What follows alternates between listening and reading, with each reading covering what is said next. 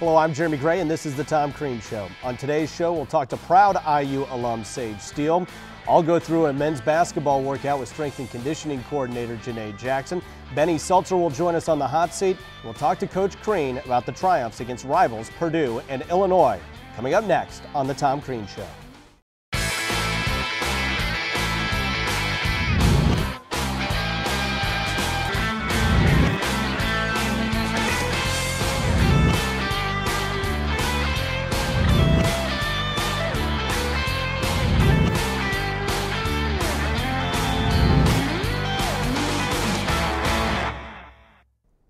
Coach, congratulations. Huge road win against the Purdue Boilermakers.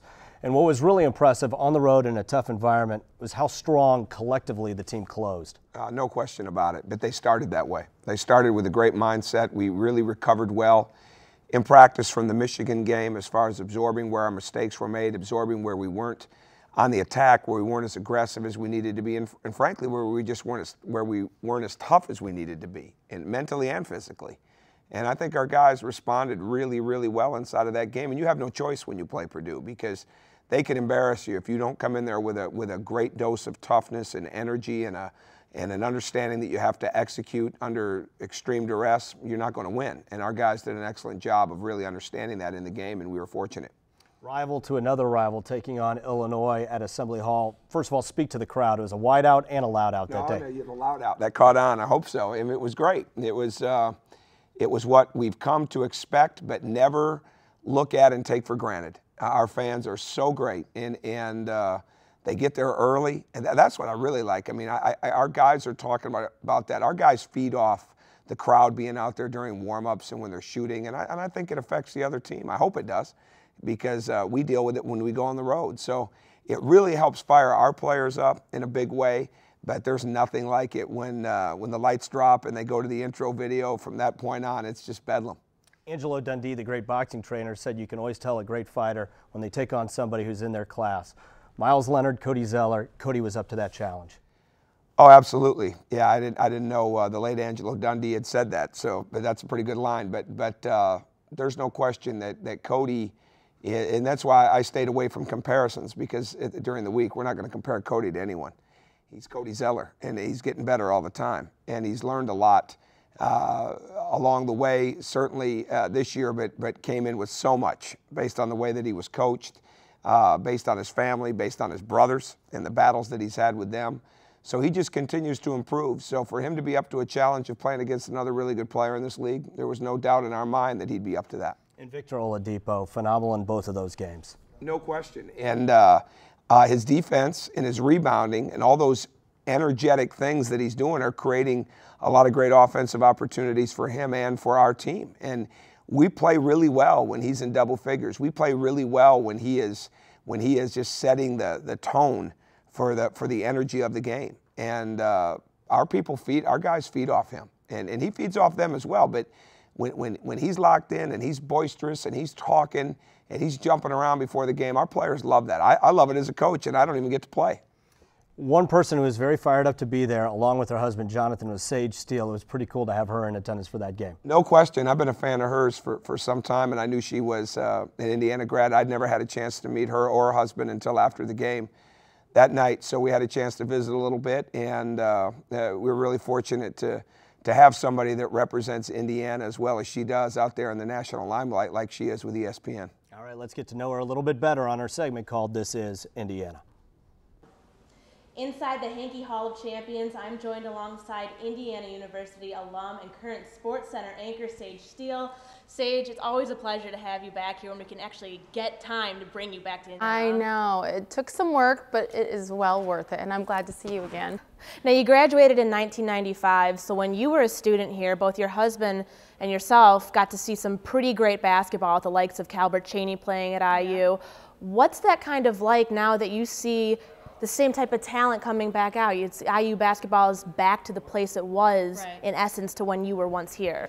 It's amazing, and it takes us back. We were just able to meet Chris Reynolds, who was a star back in the early 90s too, and I introduced myself, and he said, I love your work on TV, and I was like, you watch me? Thank you. And then I said, can you take a picture with my husband? So we're a fan. It took us back all those years ago. The cool thing is that, yes, it's personal for us, and we live out on the East Coast, and they don't pay attention a lot of times to, you know, other parts of the country unless you make some noise, which is what Indiana has done this year. But it's interesting. All of our analysts, talked to Jay Billis a couple of weeks ago. We're neighbors with Doug Gottlieb and all of those guys, and they said the game is better when Indiana is good. And that, we know that, right? But that means a lot coming from those guys who I respect tremendously. Now, you're back at Indiana, as we talked about, to take in some hoops action with your husband. An interesting story, Sage met her husband at the Herman B. Wells Library. A big night of studying led to a long life of love that she's currently living. Who's the bigger fan here, though, you or your husband, of IU basketball? Well, thanks a lot for putting me on the spot here. He was born and raised in Indiana. I was not. I moved to Indiana before my senior year of high school, moved to Indianapolis. He is, because he has lived it and breathed it his whole life. I think now I'm right up there with him, like a 1A to a 1, but, right? Look at him. He's like, you better tell the truth. He just has the history that I don't have. I mean, he lived and breathed it with, you know, the 76 championship team and an 81 and all the way through. So we're 1 and 1A. But he was born and raised here, and I have to give it to him. Sage, you've also, you know, with this career path that you've taken, it's weird to think that you actually find time to come back with all that you've been doing. And I know when you came back last year, stepping away from the sport of basketball a little bit, taking a look at the academics, you were shocked to see all the programs that are in place for people, students much like myself, who are trying to make that career jump, to follow down along your career path. What's it like continuing to see these type of programs grow? Well, this setup here, and you have 3 cameras, and you have a crew. I mean, we didn't have a lot of that, at least not specifically in the hyper school where I was a sport communication major. The resources are awesome, and I'm just thrilled for everyone here because hey, tuition's not cheap, you know, but you're really getting what you pay for when you come here and you want to do, whether it's through the hyper school, through sport communication, or through the journalism school. It's excellent. And again, all the Syracuse people I work with, they've got an amazing broadcast school as well. But hey, Indiana is making some noise in that way too. So it's just really cool. It's fun for me to see. Well, we are so thankful that you were able to come talk with us today. From Bloomington to Sports Center, she's made a name for herself and still been able to keep those IU ties and keep us proud, represent us Hoosiers here in Indiana. Sage Steele, thank you so much for joining us on the Tom Crean Show. We'll send it back to the studio. We got to take a timeout, but when we come back, we'll have more with Coach Crean on the Tom Crean Show. Welcome back, Coach. What has Janae Jackson as strength and conditioning coach meant to your program? Oh, he's meant an awful lot. I mean, there's no question about it. We were really fortunate to get him because at the time when the opening came, Jeff Watkinson, who was doing an excellent job for us, it really hit us hard that we were going to lose a guy that good. Now, I didn't fault him. He was going to work with Eric Gordon, and you can't fault somebody that's going to work with part of your family, part of the Indiana family. But we were really concerned about ourselves because I didn't want to hire a stranger. I didn't want to hire somebody off of a resume. I wanted to hire somebody that one of us had working knowledge of. And Steve McLean did. He gets a big assist because he had brought Janae into the business, and he had been 5 years with him at Wyoming. Janae is a coach, and certainly we hired him from being a football coach at Southern Miss after his time at Kansas. But he's a coach. I don't look at him any differently than anybody else we have on the staff. He does a fantastic job. He's great character, integrity. He keeps these guys grounded, but at the same time he can pick them up. And he spends an awful lot of time with them. And I think in football, there's a lot of talk about how important the strength conditioning coach is to the football program. Well, he's equally as important in basketball because they spend so much time with the players, and they're the one person that can really be with them literally every day, you know, during the year, where the coaches can't coach them certain times a year. Strength conditioning coach can be with them. So Janae's done a fantastic job and been a huge part of how we've improved. All right, speaking of coaches, next on the hot seat is assistant coach Benny Seltzer. Today on the hot seat, we're talking to Coach Benny Seltzer. To the hot seat, who would you say is the team clown? Ooh, the team clown. Derek is a jokester. I think everybody kind of get a kick out of laughing at him. So, and he get a kick out of making guys laugh. So I would have to say Derek. Jade said there's one really cool thing about you. What is it? Ooh, one cool thing about me? Goodness. I'm a really good ping pong player. And if that's not it, I just got a motorcycle, so I don't know if that makes me cool or not. So. What was your first reaction to Christian Watford hitting the game-winning shot against Kentucky? I thought it was good as soon as it left his hands. And so as soon as it went through, JD gave me a large picture of me acting kind of like a clown. I got my hands in the air and I'm just like, yes. It was pretty cool though. We hear you were quite the player in college.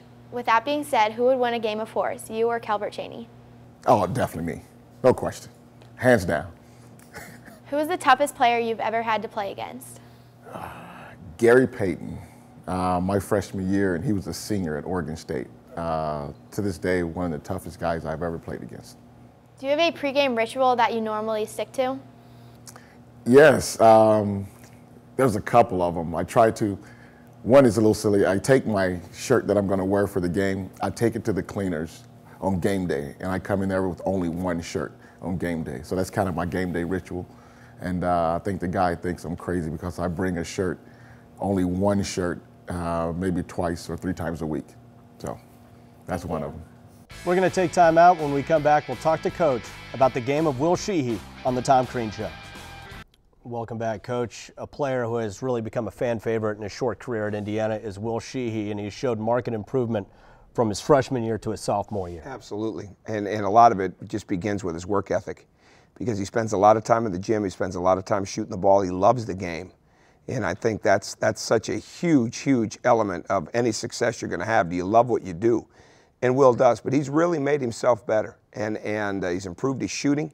He's improved his ball handling. We want to continue to help him get his decision making where it needs to be. And he came in with a couple of really good attributes in his mid-range shot and his offensive rebounding and a tenacity as a defender. He's taken all those things up, and he's been a huge part of our success this season. He's also got some of the tools too. He's got a lot of athleticism. He's a great leaper and some length. Well, one tool that you mentioned, in the sense of tools, is he's got quick twitch. I mean, he's really quick. I mean, he's a second and third effort guy in a hurry, and he's got that. I mean, and God gave it to him. I mean, he really does a great job of using his athleticism. I think as he continues to get stronger and as he gets better with the ball, he's going to be that much better. But he's going to play basketball for a long time. Well, I think one thing that fans really respond to in Will Sheehy, he's a player with a little bit of an edge out there. Oh, absolutely. I mean, he's got a tremendous edge, and every once in a while you want to make sure it's harnessed the right way, but it's a lot harder to get somebody on edge than it is to take it down a little bit. And I love his edge. I love his toughness. I love his intensity. I love his willingness to do what it takes to win. And when he's like that all the time, and when he's got that motor running high like he does, we're a much better basketball team. What's his ceiling as a defender? Oh, I don't think there is a ceiling. I think he's going to be an NBA player. I don't think there's any question in my mind when the time comes. I mean, he's got great versatility. He's got the hands. He's got the feet. He can get down low. He's got all the athleticism. And again, he's just got to keep building all the skills that go into both sides of the ball. But I don't think there's a ceiling. He can guard literally the point guard to the center. I mean, without a doubt. And that dunk against Iowa a year ago. Yeah, we're ready for another dunk. Yeah, we're ready. We've been past a year on that. We've used that dunk enough. We've got those pictures all over the place inside of our office. We need another dunk. All right, we're going to take a look at a segment called Around Campus now.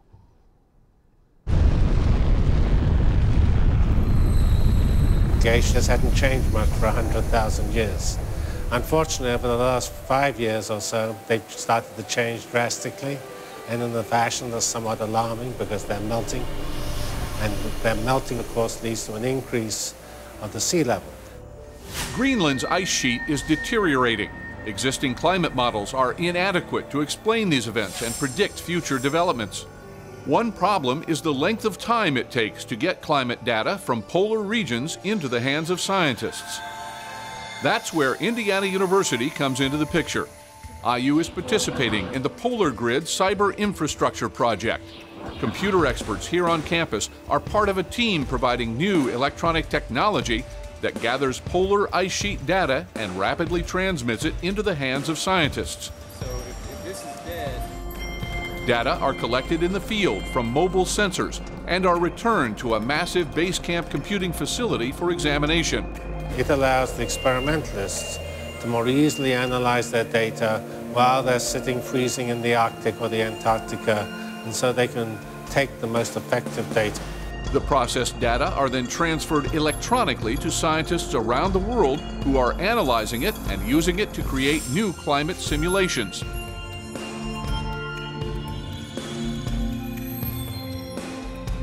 Polar Grid is also being integrated with another important project that IU had a hand in creating, the TerraGrid, a coordinated national system of large-scale supercomputers available to the scientific community. The Polar Grid Cyber Infrastructure Project will enable the collection, processing, and evaluation of huge amounts of data in real time. That will give scientists the ability to create up-to-the-minute climate models that will help us understand and cope with these rapid global climate changes that are challenging our world.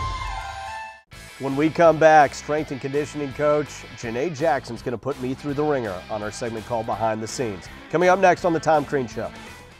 Welcome back. Now on our next segment called Behind the Scenes, this old man does the men's basketball workout with strength and conditioning coach Janae Jackson.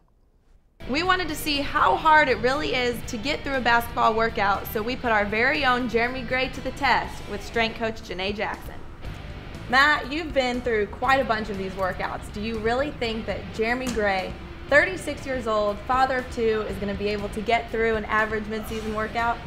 It's going to be awfully tough for him, but I mean, he's got a chance, but I know Coach Jackson's going to be pretty hard on him. Here we go. First thing we're going to do, I want you to go overhead slams. We're going to go here as high as you can. Extend and slam it as hard as you possibly can, 10 times. Use your hips. Now, to give you an idea of the kind of force that I'm looking for, see those marks on the thing there? Oh, snap. That's where our guys hit. All right. With the ball. All right. And what we're doing with our guys, we'll line them all up here, the whole team, and we're just working as hard as we can to see who can get the highest number. Can't stop. I'm the weakest man in America. 50%. Excellent work. About 25% of what the players do. Yeah.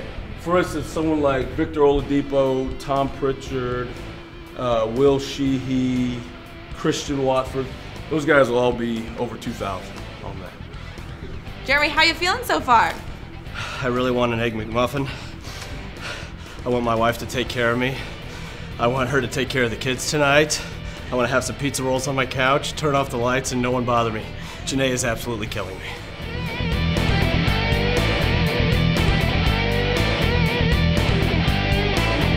So when our guys are spread out posting, it's really hard to knock their arms down. And, Gotcha. and that's what we're going for. Good deal. So big one for Cody.